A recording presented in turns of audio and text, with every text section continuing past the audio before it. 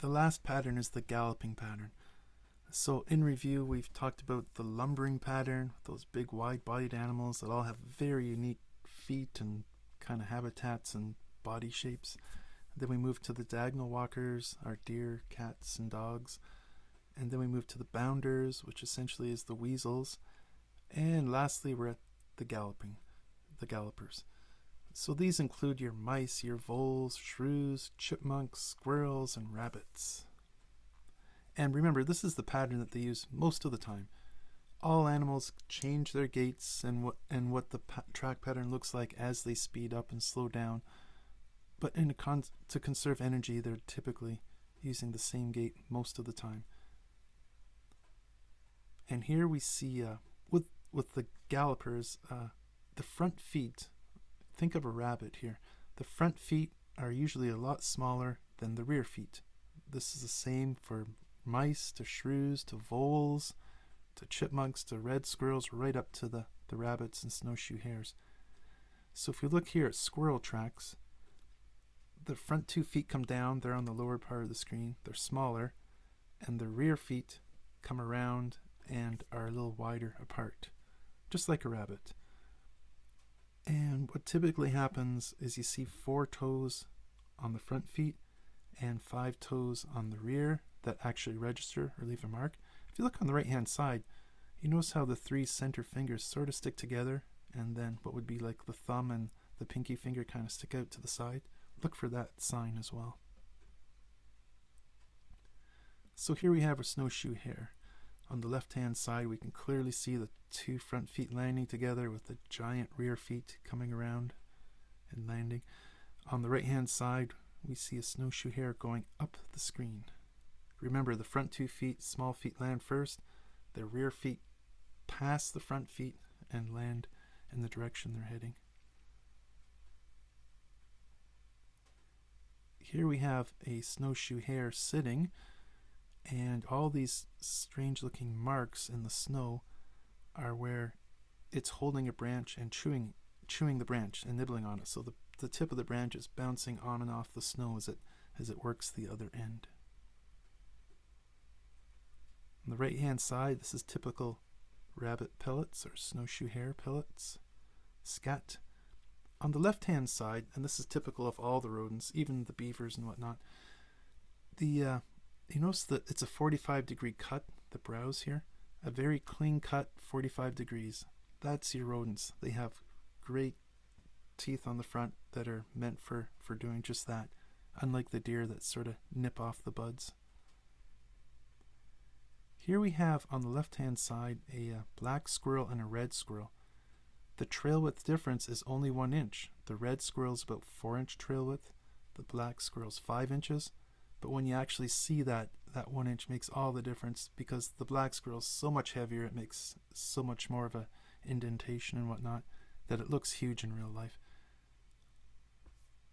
Here's a close-up on the right-hand side of a galloper. The galloper is going down the screen in this case. And we take the trail width, which in this case it looks like it's about 4 3/4, maybe up to 5. And if you look at on the ruler here, just to save time, if you go down to the trail widths, we see black squirrels at 5 inch, red squirrels 4. It's quite a bit bigger than 4. So we'd be leaning towards black squirrel, which it is. Here we just have typical red squirrel sign, hopping from tree to tree. You know, it has little caches here and there it's digging down into the ground for. Definitely going from tree to tree. More red squirrel sign. The red squirrels do like coniferous forests, in other words the pines, evergreens. And here it is nipping off buds that have fallen onto the ground.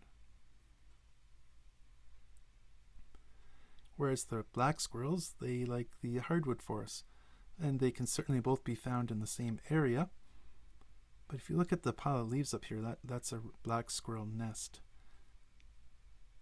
And this does look sort of similar to the bear nest that we covered earlier in an earlier lesson, but there is a difference if you look closely. On the left, we have a chipmunk sitting. You can see the 4 tracks together.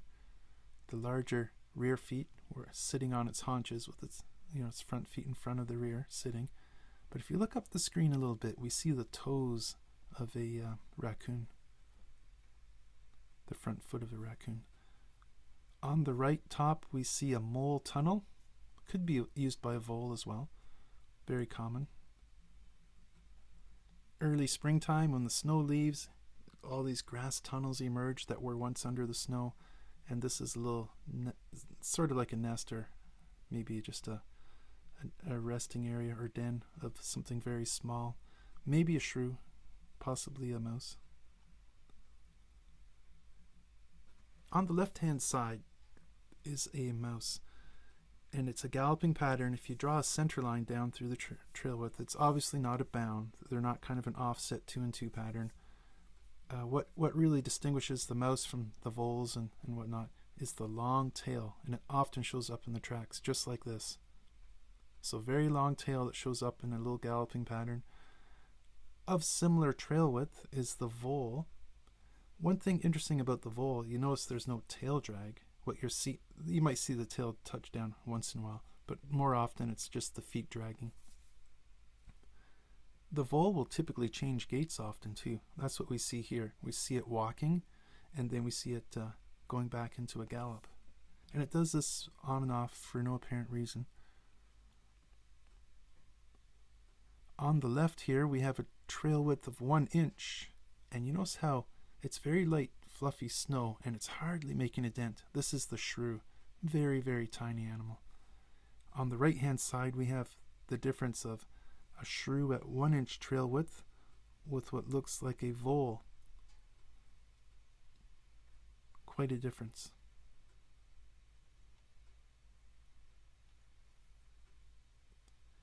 Here's a hole in the ground, or in the snow. There's no tracks leaving the hole. It's just something that's come up to the surface. It's walked around the hole a little bit and left a little piece of scat there by the look of it. And the diameter of the hole is about 1 inch or less. What I've found is animals, when they do tunnel, especially the rodents and whatnot, the diameter of the tunnel is usually about the same number as the trail width would be. So if the hole is 1 inch, it's probably a shrew because the shrew has a 1 inch trail width.